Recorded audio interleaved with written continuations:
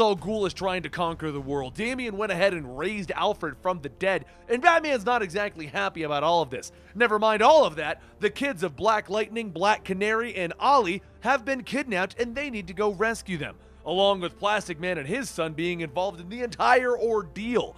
The whole thing is incredible, and if you're wondering, it takes place between the Injustice 1 video game and the Injustice 2 video game. I have no idea how long this comic book is going to be going for, but so far, every issue has been incredible.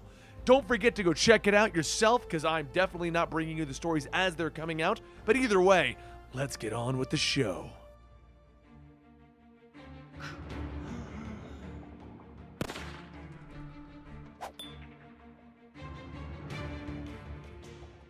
When we last left off, Alfred had been raised from the dead by the Lazarus Pit, and Ra's al Ghul had kidnapped the children of Black Lightning, Green Arrow, and Black Canary. They were taken to the underground facility in the Amazon rainforest, where Batman sent his team in an attempt to rescue the children and Alfred. But the doorway was destroyed by the evil Batman, with Blue Beetle watching from the outside. Blue Beetle hovers over the fire and destruction, calling out to Batgirl for an answer. He doesn't get a response, so he flies down to look at the entrance, and he calls again. The entrance is, well, gone. Do you want me to watch over it still?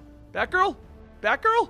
Inside of the facility, Black Lightning asks the team, "Can we call Blue Beetle?" Batgirl informs him that they can't. Whatever just happened stopped the tracker on Connor, Green Arrow and Black Canary's child, which means that there's a jamming signal coming through the place now they can't call out. Black Lightning turns down the hallway. Nothing's changed. And Batgirl agrees. We find the exit later. Right now, we find the kids. But Ollie, the Green Arrow, looks over the giant facility and he realizes, this isn't gonna be easy, guys. Wildcat agrees. Finding the kids is gonna be like finding a needle in a haystack. In this analogy, the hay is a bunch of people that want to kill us, Ollie adds. As Batgirl calls up their man on the inside. Plastic Man! We're in the kitchen right now, Batgirl. I'm currently a mixing bowl. Once we find the kids, I'll let you know where to find us. Ra's might be crazy, but he's an organized crazy. He signposted the whole place. Bruce begins to walk off. Go find the children. I'm gonna go find Alfred and Damian. And Wildcat asks, Damian, what are you gonna do, drag him out of here? If I have to. Right. Then I'm going with you. That sounds fun! And Wildcat and Batman walk off. Meanwhile, in the room where the children are being kept by surrounding plants, all of them are wondering what that explosion was. And Lucy, Harley Quinn's daughter, asks if they think it's a rescue mission. Both of Black Lightning's kids show that they have powers of their own and they're ready to help the grown-ups fight their way out of the facility. Elsewhere in the facility, Ra's al Ghul walks into a room telling everyone that they need to go find Batman and get rid of him. I'll guard the children myself. And as he says that, Ra's walks into the room where the children are, brandishing a sword. Back with Bruce and Wildcat. Wildcat is having fun punching the bad guys, but he comments, Bruce, you need more training. It looks like your phone's been dipping. That's when a giant tree trunk bursts through the ground, separating the two of them. Wrapped up in the bark and the wood of the tree, Poison Ivy looks at Bruce. You really shouldn't have come here. Over with Ra's, the kids begin to shoot lightning at him and his ninjas, and Ra's begins to shout, ow, ow, ouch, ouchie! Lucy looks at the other kids. Did Ra's just say ouchie? That's when Ra's morphs back into Plastic Man's kid, Luke. He was a shapeshifter the whole time. As they stop hitting him, the sword then morphs into Plastic Man himself. He looks at Lucy with a perplexed appearance. Who are you?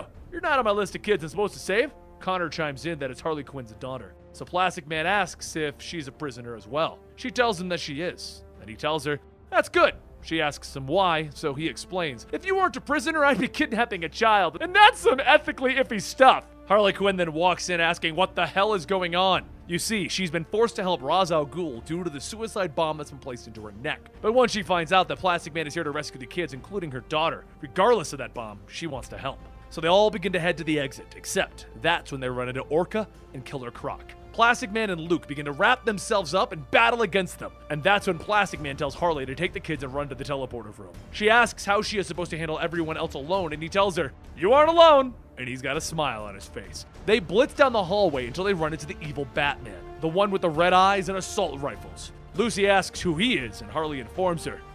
He thinks he's Batman. I am Batman, he tells her coldly. I'm also tired of you. Cover your eyes, Lucy. And that's when he raises up the iPad to set up the bomb in Harley Quinn's neck. But Harley isn't about to take this lying down as she leaps in to grab onto this evil Batman. She looks him right in the eyes. Do it! Blow me up and I'll take you with me. All of my little bone shards in my head are gonna go into your face. He backhands her to the ground and Harley looks at her daughter. Lucy, get back. I'm sorry. And with tears in her eyes, Lucy looks at her mother. Don't go. Evil Batman presses the button to end the life of Harley Quinn, and as she's about to explode, Harley looks at her daughter with makeup running down her face. Sorry, we didn't get more time. I loved you so much, baby.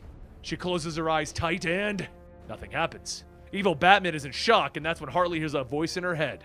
It was the Blue Wire. I had to guess because we were running out of time. Out of her head leaps the Atom, who grows in size. Your bomb is deactivated, Quinn. Wildcat runs up from behind, telling everyone, leave, I'll handle this wannabe. Everyone runs off, and Wildcat looks at him. What is this? You can't get a look of your own? I'm Batman.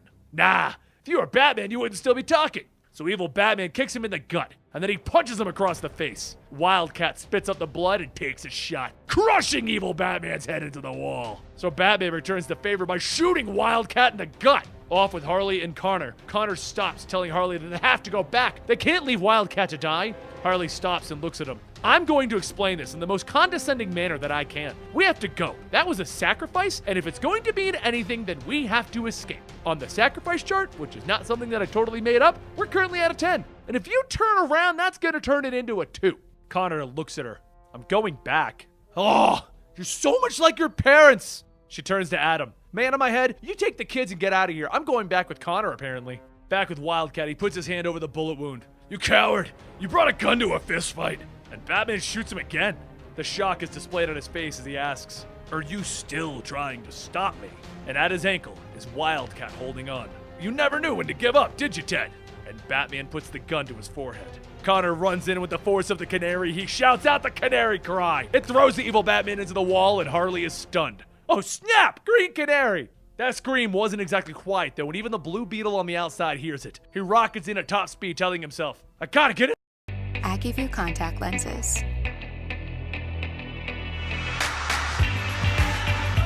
Experience your world. Sharper, brighter, clearer. Experience AccuView Oasis One Day.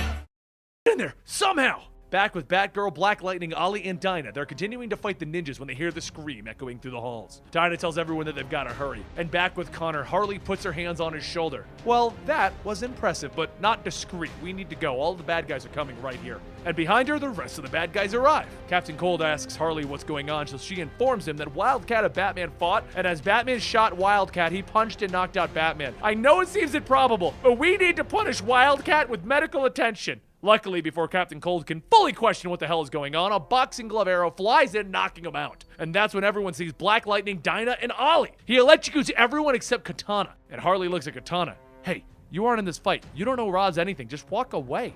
And Katana does. Connor runs over to his parents, and Black Lightning asks where his kids are. So Harley explains that Adam took them to the teleporter room. They all run to Wildcat's side, and Harley explains that nothing vital was hit, but he is losing a lot of blood. They need to get him out of here. Batgirl tells everyone to bring him to the teleporter. They're gonna go help Bruce. Harley smiles. I'll come with you. I'm kind of like Bruce's new Robin. Meanwhile, Bruce is all wrapped up in vines thanks to Poison Ivy, and she leans in to give him a kiss, ending his life. But he activates a gadget that disperses weed killer everywhere, and then he throws on a gas mask. As Poison Ivy is reeling in pain, Bruce stands over her.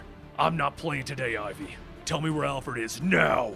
Over with Damian, the daughter of the Bat and Animal Man, sits Alfred, still not talking from the Lazarus Pit, and realizing that no one is responding to their comms, Damian informs everyone Bruce is on his way. He's doing that thing that he does. Back with Harley, she runs over to the weakened Ivy, who informs her that Bruce did this. And Harley gives her water, telling her that once this is over, come find her.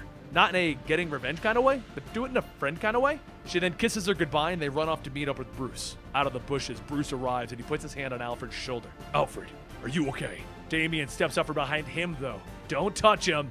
Damian, what have you done? It's what you should have done. This is wrong. You let him die. I brought him back. You think I'm in the wrong? You know what I think? I think losing people makes this easier for you. Without the pain, you might not be able to justify all the violence that you bring. For Batman to fight his crusade, you need the people you care about to die. So Bruce breaks his own son's nose. Yeah, that's it, Dad. I'm taking Alfred. Come with me. Where? Home? Yes.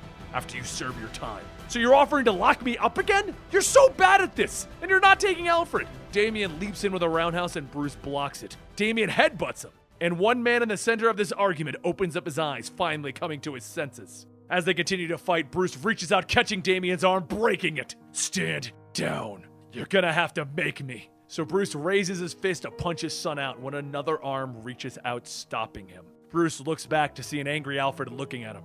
Alfred? Calm down. You can stop fighting. He stands up, and a very confused and hurt Bruce just stands there. Alfred leans in with a smile on his face, hugging Bruce. It's all right, son. And there you have it, another epic cliffhanger at Injustice 2. I don't even know what to do anymore. Every 4 issues, every issue is a crazy cliffhanger. They just leave you always wanting more. Every issue, I